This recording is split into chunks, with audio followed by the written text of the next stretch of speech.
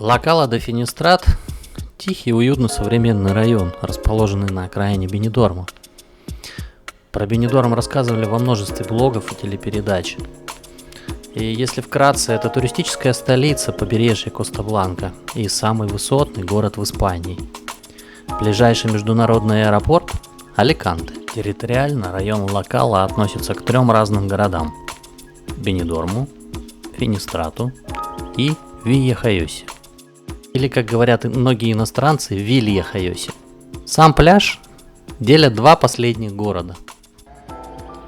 У нас сегодня рыночный день, и нужно пойти прикупить свежих апельсинчиков недорогих, яблочек, авокадо и так далее, и так далее. В рыночный день здесь достаточно многолюдно, очень много машин, и все машины кидают куда попало. Вот даже я сегодня бросил машину, вот буквально прям практически на перекрестке. Но был прецедент в свое время, несколько лет назад я спросил у полиции, можно ли так стоять. Я просто посмотрел, что многие бросают машины, несмотря на то, что полиция рядом ходит. И полиция сказала, что в рыночный день мы никого не трогаем. Сегодня очень солнечный день, очень теплый. Волшебные запахи раздаются из чуррерии. Вот этот вот ларек, в котором делают национальное испанское блюдо чуррос. Вот у нас целая улица перекрыта, точнее, под рынок. И здесь мы постоянно покупаем свежие овощи и фрукты. Вот, например, сегодня мне нужны апельсины и авокадо.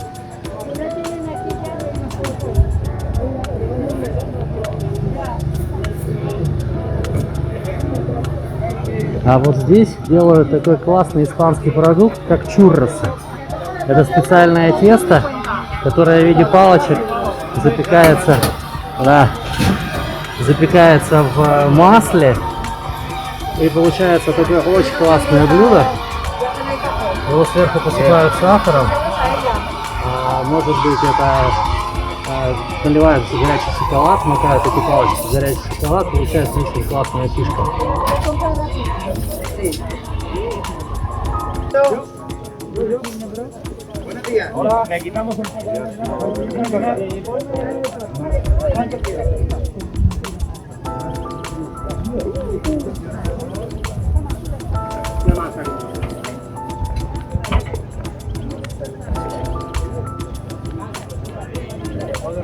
Вот апельсинчики, то, что нам нужно, 5 килограмм, 2,5 евро.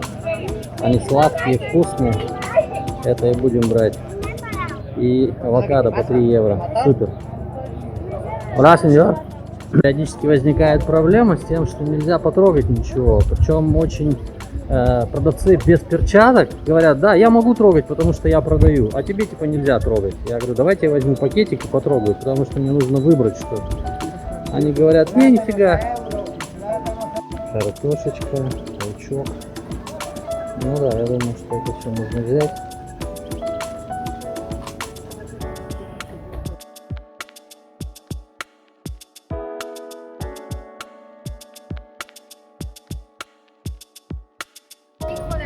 Ну вот, я купил сегодня то, что я купил. 5 килограмм апельсин. Жена просила редьку.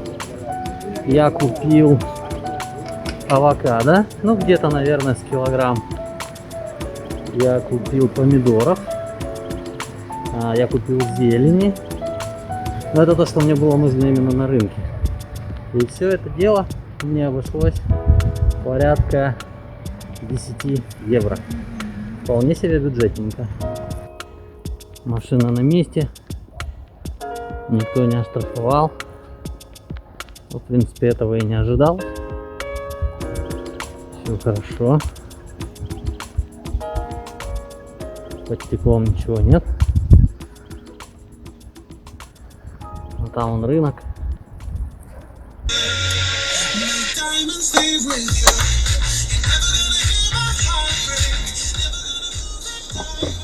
Ну что, едем дальше? Докупить то, чего не удалось купить на рынке.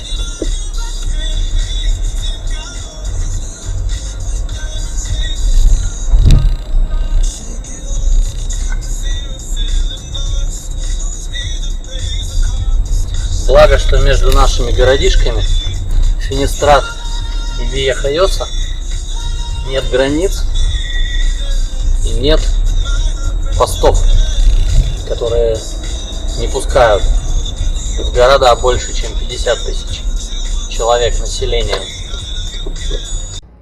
На данный момент у нас по выходным закрывают все крупные города численностью жителей более 50 тысяч. И вот, допустим, поскольку у нас такой интересный район, который входит в зону интересов 3 городов: Финистрата, Вилья-Хайоса и Бенидорму. И вот они находятся, вообще у них незримая граница. И в принципе городишки Вилья-Хайоса и Финистрат, они меньше, чем 50 тысяч, а Бенидорм больше. И соответственно он от нас закрыт. И вот буквально там через 100 метров незримая граница Бенидорма. Прям за мной. И если вы видите, то перекрыта дорога. Желтые стоят такие, как это называется, заграждения. И вот там видно дальше за этими желтыми заграждениями светится синенькими огоньками полицейская машина. То есть там стоит пост, который реально проверяет, если кто-то сунется выехать или въехать в город. То есть это у нас работает с пятницы 3 часов дня по понедельник 6 часов утра, насколько я помню. Ну вот, и вот там, значит, проверяют. Такой вот день. Но в принципе благо, что у нас здесь в Вилья-Хайосе и Финистрате все крупные супермаркеты есть. И даже бенидормовцы ездят в тот же там Carrefour и Lidl. То есть, но на выходные им туда не сунутся. То есть будут довольствоваться только тем, что открыто на выходных. Вся прелесть нашего района, который называется Ля Кала де Финистрат, в том, что, во-первых, сам район очень самодостаточный. То есть в нем есть все, начиная от поликлиник и даже заканчивая, по-моему, детскими садами какими-то. Магазины есть, супермаркеты. Но, значит, просто у многих есть какие-то свои любимые места. И, скажем, мы тоже не всегда покупаем что-то здесь в районе. Здесь у нас есть магазин русских продуктов Балтика. Здесь у нас есть магазин французской сети Консум, супермаркет. И вот в 2 километрах от нас находится крупный торговый центр Ла Марина. Есть гипермаркет Carrefour, и там же рядышком есть Lidl. Ну, Lidl — это сеть немецких магазинов, в которых тоже есть очень много таких классных продуктов, к которым мы привыкли в Финляндии в том числе. Потому что, ну, все-таки только испанская еда, она все-таки иногда надоедает, хочется чего-то такого, что, к чему мы привыкли. И вот сейчас мы поедем в Lidl.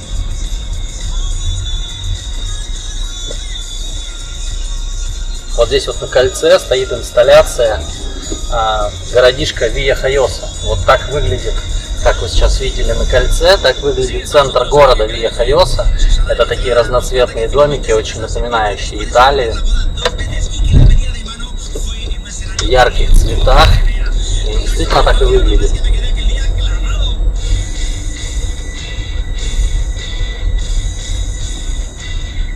Буквально еще пару лет назад за какими-то крупными покупками строительными, за техникой приходилось ездить в Аликанте. Но сейчас, слава богу, вот у нас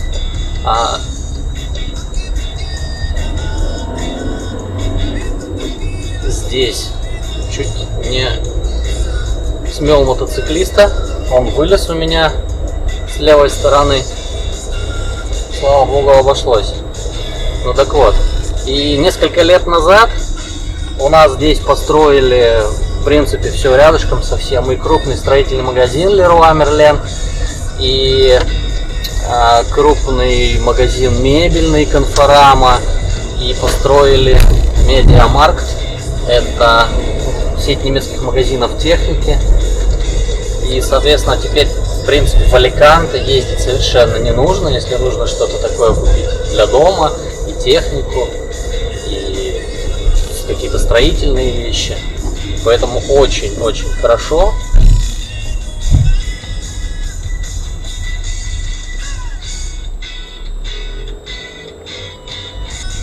Испанцы ездят, конечно, просто сногсшибательно. Я каждый день езжу и каждый день удивляюсь. Для того, чтобы взять тележку, я использую вот такой штончик. Он многоразовый. Его даже можно вынуть, ну, чтобы не тратить копейки.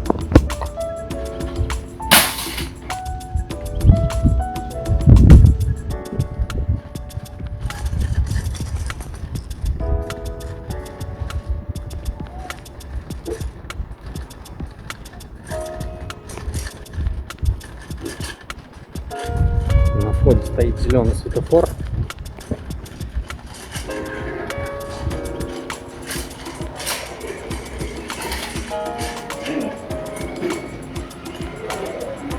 Что у нас сегодня есть? Ну что, относительно недорогая клубника со скидками. Получается 3,50 килограмм в среднем. Надо брать.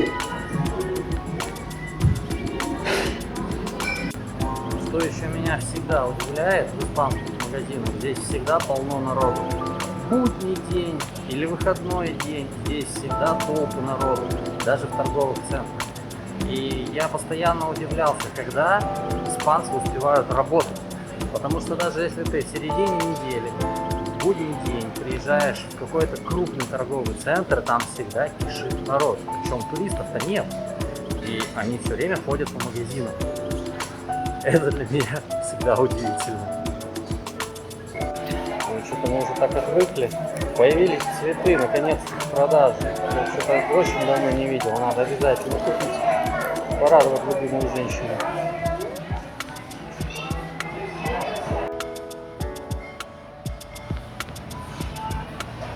Кстати, я недавно был в Таллине, и там ноги продавали по 25 евро за ногу. А в Испании вот здесь именно сейчас цена такая. Но то, видимо, не знаю, были новогодние распродажи.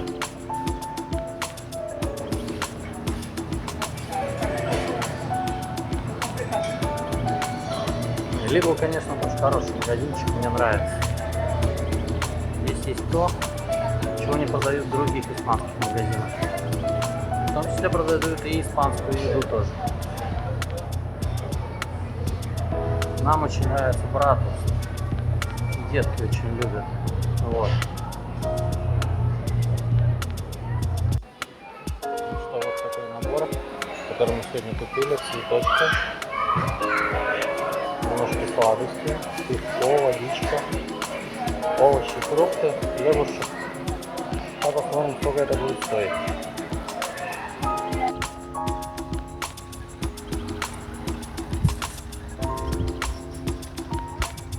Пакет продуктов, которые я купил, который включает в себя картошку 5 килограмм, вода 6 двухлитровых бутылок, ящик пива 24 банки, значит, орешки, алмендра у нас, что это у нас, я уже забыл по-русски, миндаль, морковка килограмм, яблоки 2 пакета, значит, какие-то вегетарианские скалопы 2 пачки, попросила супруга попробовать хумус, тирамису 2 упаковки, то есть там где-то 4 десерта, яблоки зеленые, клубника килограмм, виноград красный, хлеб черный, букет цветов тюльпанов и букет роз.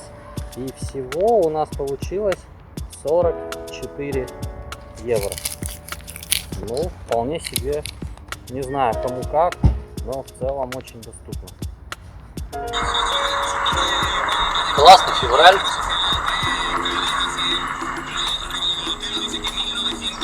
Дело близится к лету. Между тем термометр в машине показывает 21 градус. В смысле, на улице. Ну, в принципе, вот с этого места начинается наш район Ла Кала де Финистрат. Вот эти симпатичные, аутентичные домики. Вияхайосовские, правда, потому что сам Финистрат находится в горах. Но вот его часть, многие муниципалитеты здесь так интересно устроены в Испании, что пытаются все-таки отхватить себе кусочек морского побережья. Так вот, допустим, регион Мурсия, который находится вообще, в принципе, на материке. Но вот узкая часть побережья у него тоже существует.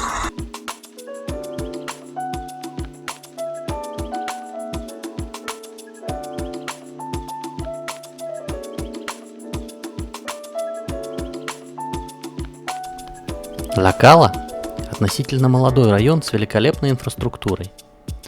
В отличие от шумного Бенидорма, жизнь здесь всегда спокойна и размерена даже в пик туристического сезона. Здесь есть собственный пляж, поликлиники, аптеки, супермаркеты, библиотека и, конечно же, множество кафе и ресторанов. Городской автобусный маршрут соединяет Ла-Кала с центром Бенидорма, а также с крупным торговым центром Ла Марина и гипермаркетом Каррефур. Большинство зданий на Ла-Кала представляют собой закрытые жилые комплексы, по-местному урбанизации, в каждом из которых есть один или несколько бассейнов, детские площадки, теннисный корт, а в некоторых даже спортзал, сауна, кафе или ресторан. В большинстве домов квартиры имеют потрясающие виды на море или горы, а если повезет, то и туда, и туда. Ла-Кала – одно из немногих мест, которые не вымирают в отсутствии туристов. Сюда приезжают зимовать иностранцы, а также многие испанцы-северяне имеют здесь собственные квартиры и приезжают отдыхать на выходные. Надо сказать, что испанцы активно отдыхают в своей стране, и многие предпочитают также проводить свой отпуск именно в Испании, а не за границей. И все этому способствует. Испания огромна, и в разных ее частях совершенно разные климатические условия. Безусловно, летом тепло везде. Где-то жарче, где-то попрохладнее. Но зимой одна часть Испании может купаться в снегу, а во второй можно спокойно себе загорать. К таким местам и относятся побережье Коста-Бланки, а в частности Бенидорм и район Ла-Кала. Очень интересно наблюдать, как тренируются серфингисты. Стоят толпой, как морские котики, ловят волну, а потом вдруг внезапно начинают двигаться. Ну-ка, она, не она, нет, это пропустили. Прохладная погода здесь начинается с середины ноября. Периодически дуют сильные ветра, но несколько штормовых и пасмурных дней всегда сменяют неделя-другая теплых и солнечных. Самые холодные месяцы – это декабрь и январь. Температура воздуха от 13 до 18 градусов тепла. По ночам температура иногда опускается до 6.